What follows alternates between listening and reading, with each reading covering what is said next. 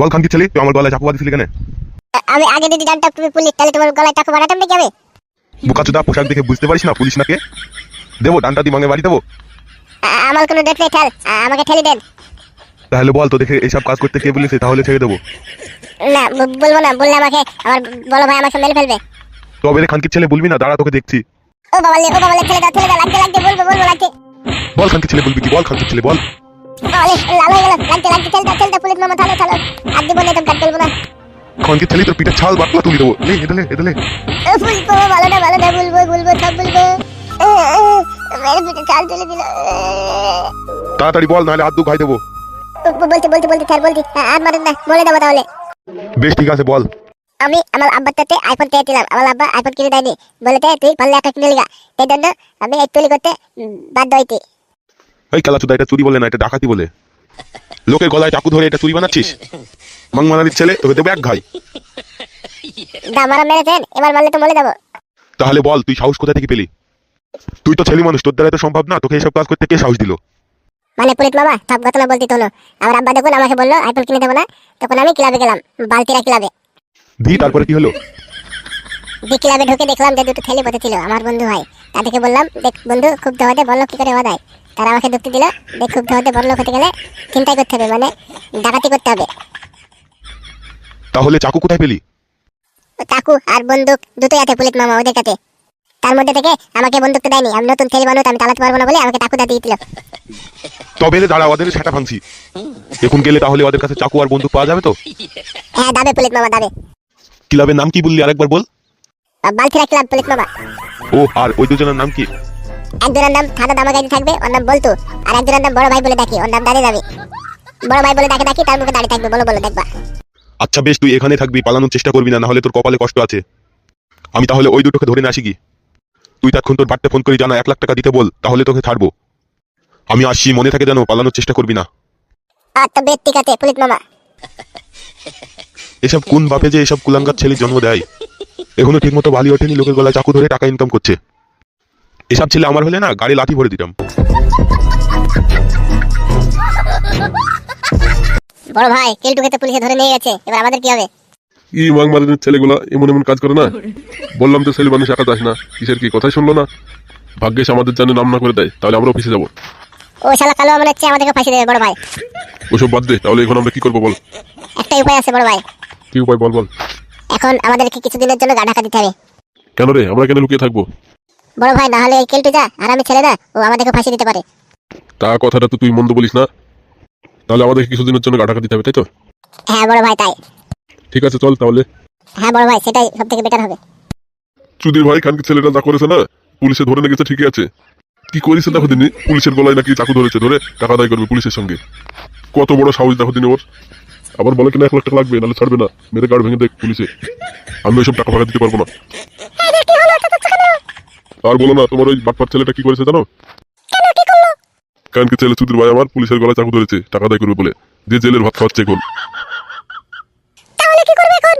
কি আর করবো, ওকে ছাড়াতে হলে এখন 1 লাখ টাকা লাগবে। যতই হোক ছেলে তো ভুল করে ফেলেছে, দাও ছাড়ে নিয়ে শুনিয়ে। কি আর করা যাবে, ওই চুদির ভাইকে তো ছাড়ে আনতেই হবে। আবার বলো আইফোন কিনবে আইফোন, চুদির ভাই 1 টাকা ইনকাম করার কোনো নাম নেই, আইফোন কিনবে। যাও ছেলেটাকে ছাড়িয়ে নিয়ে এসো। ছাড়িয়ে নিয়ে আসবো ঠিক আছে, কিন্তু অমনি অমনি ছাড়বো না আমি ওকে। বাড়িতে নিয়ে সেখানে গাড় ভাঙবো, তারপর ওকে যেতে দেবো কোথাও। দেখো বেশি রাত দেখি লাভ নেই, নিজের ছেলে যাও তাড়াতাড়ি। যাচ্ছি শালি ঢামরা মাগি।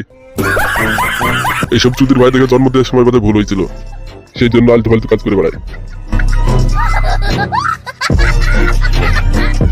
বড় ভাই তাহলে আমরা কোথায় যাচ্ছি এখন?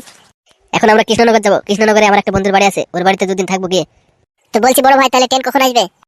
ট্রেন মনে হয় 11:30 আছে, এখন তো বাজছে 10টা, এখন তো 1.5 ঘন্টা আছে রে। 1.5 ঘন্টার মধ্যে যদি আমাকে ধরে ফেলে পুলিশগুলো, তাহলে কি করবো?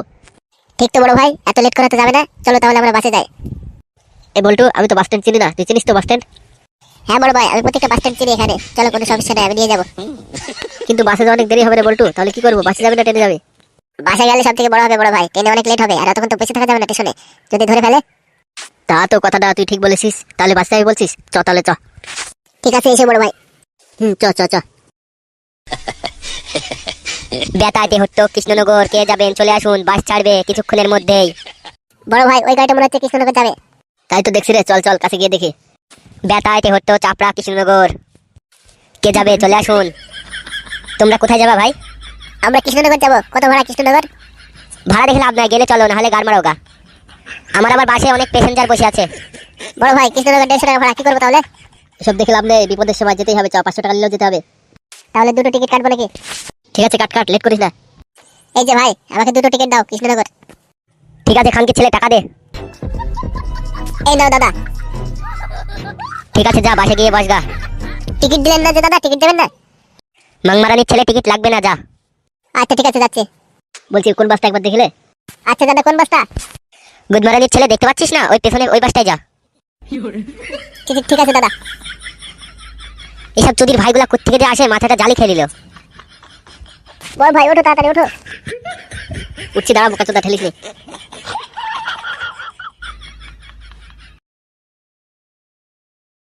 ও বাবালে, টালা পুলিট কি মার দিতে, টালা একবার গালে মেলে গাল ভাঙিয়ে দিতে তো। এবার আমি আর বাঁচবো না, বলে দেবো।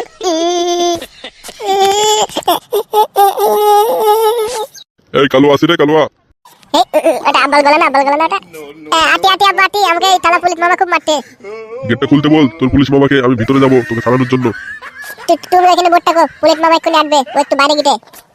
বাইরে গেছিস তো, তুই এসে খোল দুইটা চুদির ভাই। দূর থাই, কি বলে আব্বা বাবা গাল দিতে। আমিও দিই গাল একটু।